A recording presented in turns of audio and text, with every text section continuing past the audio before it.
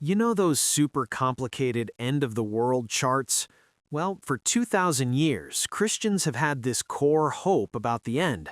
But the timelines, the really detailed ones, that's a much newer thing, and it's a wild story. So let's dive in. Right from the jump, this is what united believers. I mean, these were non-negotiable truths, things people confessed, even when it was dangerous. This is the absolute foundation, right? Christ is coming back. The dead will be raised. God's going to wrap up history. That's the shared expectation. Okay, and this is where it gets really interesting, because there's a huge difference here. Believing what will happen, that core hope we just talked about, that's one thing. But having a super detailed system for how and when it all goes down, that's something else entirely. See, the hope was there from the beginning, long before anyone had a complex timeline. So to really get this, we've got to go way back to the first few centuries. Just try to picture it.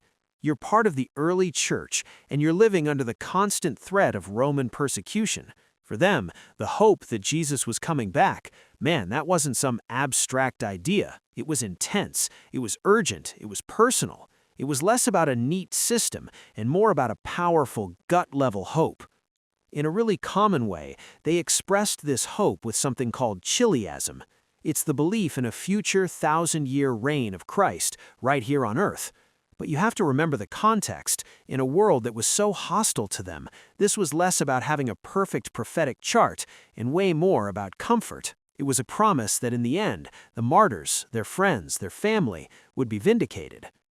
And this next part just perfectly illustrates the point. You have this guy, Justin Martyr, who's a major early voice for chiliasm, and even he openly says, hey, a lot of other really solid, faithful Christians, they think otherwise. What does that tell you? It tells you this was an area of diverse opinion. It wasn't some kind of litmus test for being a true Christian. You know what's really wild is when you actually read these early writers, it's what's missing that stands out.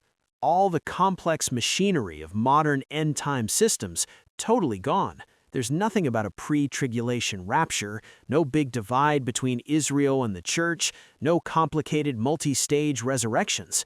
The hope was powerful for sure, but a detailed blueprint, it just wasn't there. All right, now let's jump forward to what is probably the single biggest shift in this whole story. It comes from the theologian Augustine of Hippo. And his take on the 1,000 years is going to shape Christian thought in the West for like over 1,000 years, no exaggeration. So instead of seeing a literal future kingdom on earth, Augustine says, hold on, what if the 1,000 years is symbolic? He argued it represents the entire church age, the time we're in right now, between Jesus' first and second coming. The kingdom, for him, isn't just future, it's a present reality that's advancing as the gospel spreads. This timeline is awesome because it gives us that 30,000-foot view. You see the early, diverse hope, then bam, Augustine's view comes in and really stabilizes things. It pretty much dominates for centuries, with the reformers making a few adjustments. But then look at the 1800s, something totally new and different pops up. And yeah, that brings us right to the 19th century. This is when all the pieces you and I might associate with those modern prophecy charts, they all get put together for the first time into a brand new blueprint for the future. This new system is called dispensationalism, and it was pioneered by a guy named John Nelson Darby. And the absolute key to it, the engine that makes the whole thing run, is this really sharp, really foundational distinction between Israel and the church. They're seen as two totally separate peoples with two totally separate plans from God.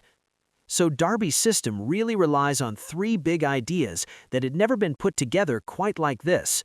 First, you've got that sharp divide between Israel and the church. Second, you get this idea that God's prophetic clock for Israel is basically on pause during what he called the church age. And third, and this is a big one, he introduces the idea of a pre-tribulation rapture. This effectively splits Christ's return into two stages, one for the church and a later one with the church.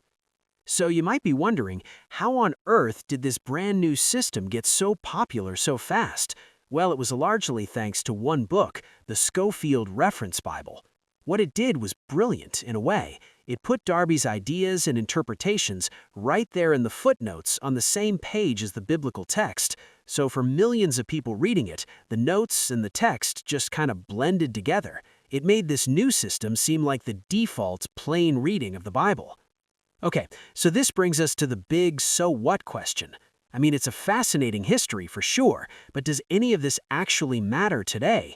Why should we care about some theological debate that's been going on for nearly 2,000 years? Does it really have an impact on us? Oh, it matters. It matters a ton, because the blueprint you're using to understand the story totally shapes how you live in the story. These different timelines, they're not just theological trivia, they create completely different ways of engaging with the world around us. At the end of the day, it really comes down to this. Do you see yourself as an heir, someone who's confidently building something for a king who is reigning right now? Or do you see yourself more like a survivor on a sinking ship, just clinging to a lifeboat and waiting to be evacuated? How you view the end times has a huge impact on which of those feels true to you. And that leaves us with one final thought to chew on. Maybe the whole point isn't about having the most detailed, most accurate chart that predicts the future. Maybe the better question we should be asking is this: which framework helps us make the most sense of the entire story of the Bible, from the very first promise all the way to its final fulfillment, from the cross to the crown?